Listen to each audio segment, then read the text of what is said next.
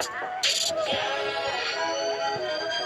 berteman, semua sekata cinta Indonesia.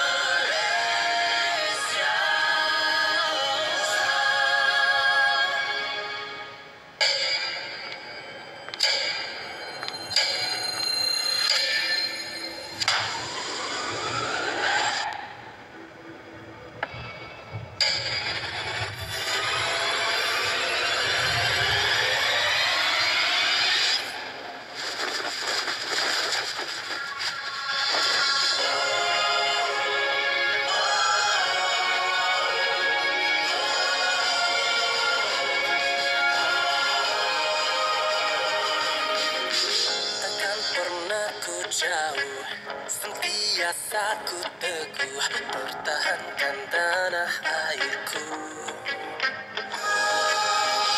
Panas hujan ku tempuh, penuhi harapanku, negaraku gagah bersatu. Tegak perpaduan, penuhi harapan, cintai Malaysia. Demi Malaysia, lakukan bersama, cintai Malaysia. Walau berbeza warna, kita semua sama, bersatu kita takkan goyah. Negaraku madani, berpaduan di hati, selamanya ku Malaysia. Tegak perpaduan, penuhi harapan, cintai Malaysia. Demi Malaysia, lakukan bersama, cintai Malaysia.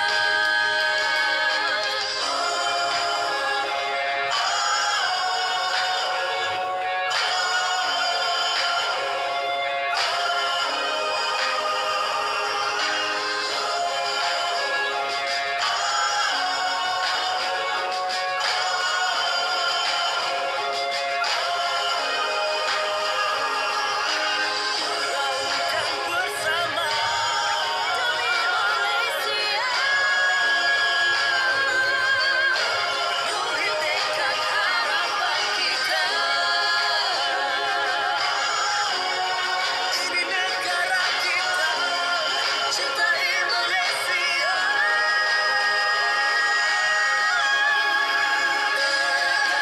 Perpaduan, penuhi harapan, cintai Malaysia.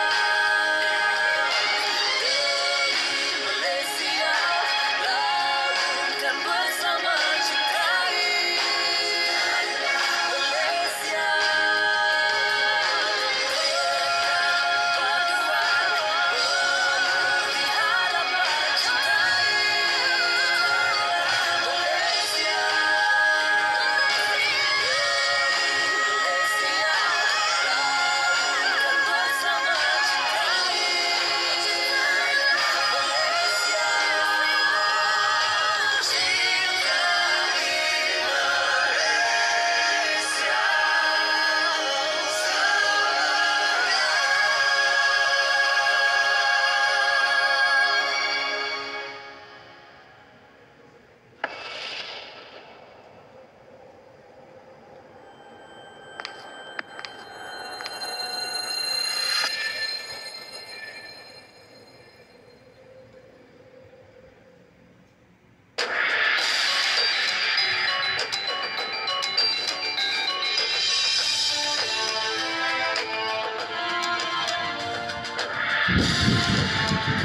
Pada hari ini, 11 September 1967, Majlis Pelancaran Sistem Komputer Pentadbiran Keretapi Tanah Melayu disempurnakan oleh Yang Berhormat Tan Sri Sadon bin Haji Jubair, Menteri Pengangkutan di Kuala Lumpur. Sistem komputer yang berharga RM1 juta ini digunakan bagi melicinkan urusan dan mempercepatkan proses kerja. Projek sistem komputer ini adalah salah satu daripada 4 projek terbesar yang dijalankan oleh Pentadbiran Keretapi Tanah Melayu dalam tempoh 10 tahun. 3 lagi projek besar adalah Pelabuhan Selat Kelang Utara yang menelan belanja sebanyak RM40 juta, pembinaan stesen kereta api baru di Wakaf Baru Kelantan dengan kos sebanyak RM1.2 juta dan projek sambungan landasan kereta api Prai Batu Works yang berjumlah RM11 juta.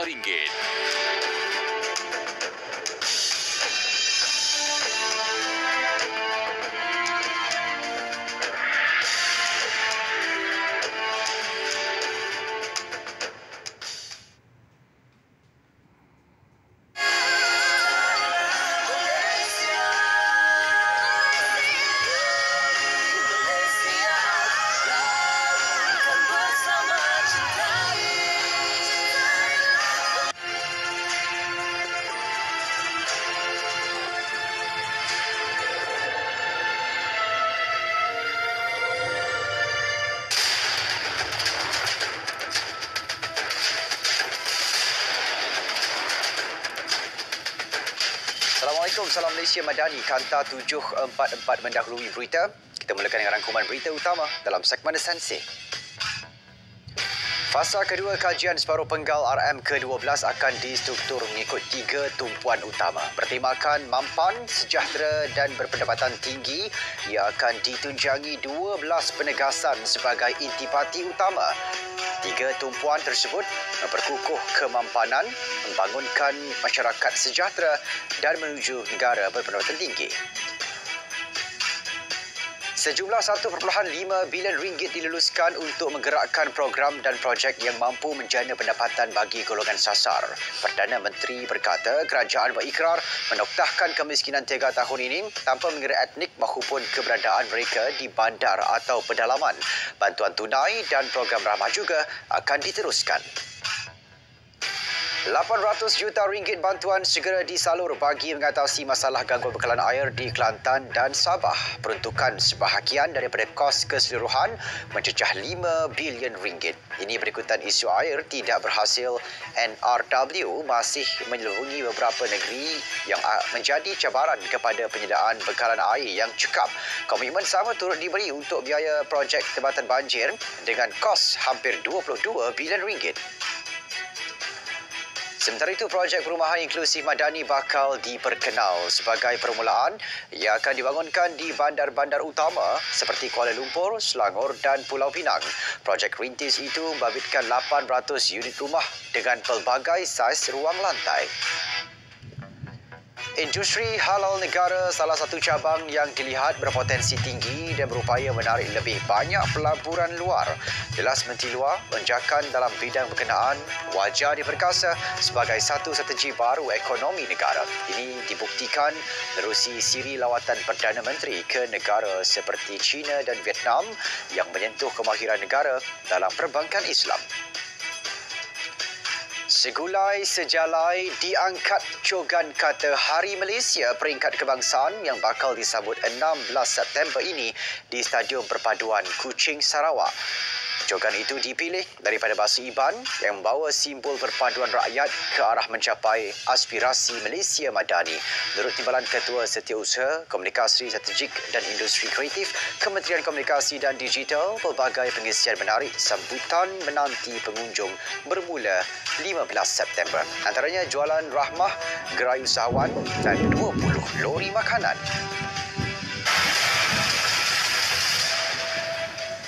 Kanak-kanak lelaki 4 tahun ditemukan lemas selepas terjatuh ke dalam parit di belakang rumahnya di Felda Ciku 1, Gua Musang, Kelantan. Mayat ditemukan 6.50 petang Ahad oleh penduduk kampung kira-kira 4 km dari lokasi kejadian. Jenazah selamat dikebumikan di Tanah Perkuburan Islam Felda Ciku 1 dan 2 awal pagi tadi.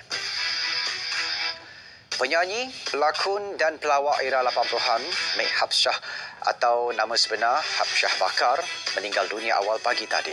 Allahyarham 67 tahun yang menderita sakit paru-paru menghembuskan nafas terakhir di Institut Perubatan Respiratori Kuala Lumpur pada 2.45 minit pagi.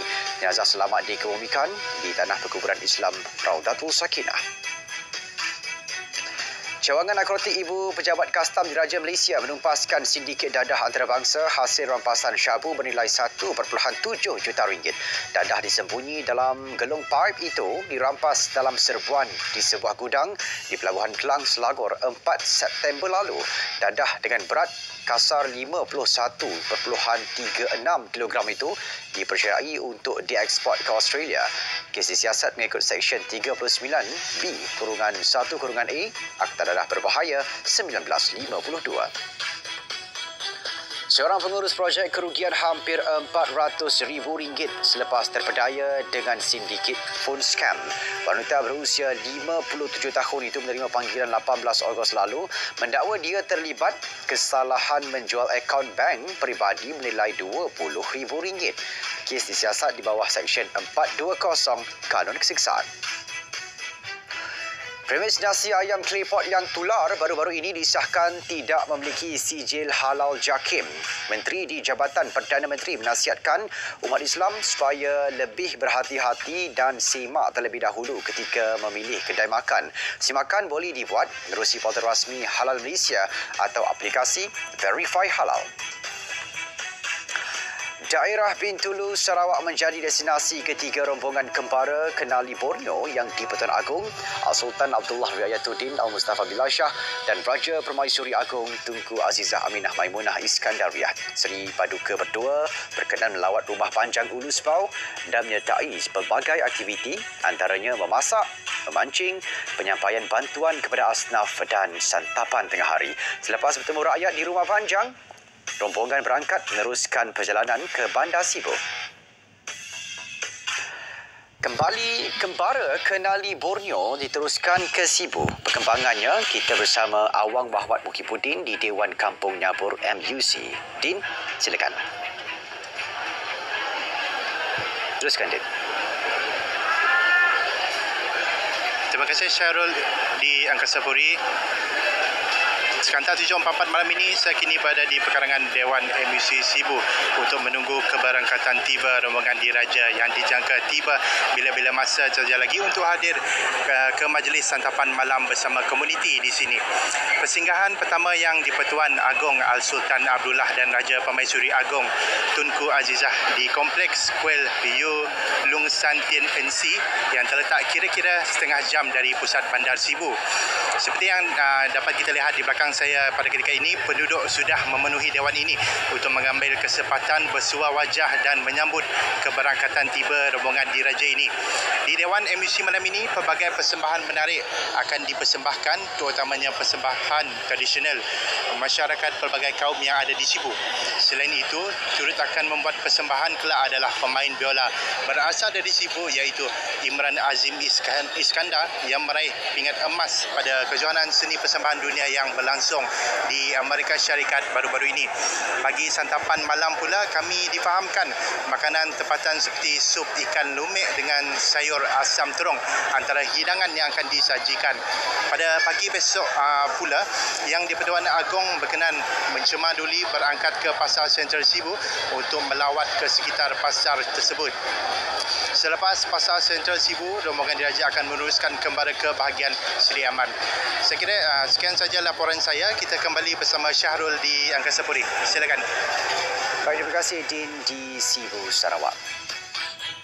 Ada pihak yang berhasrat menganjurkan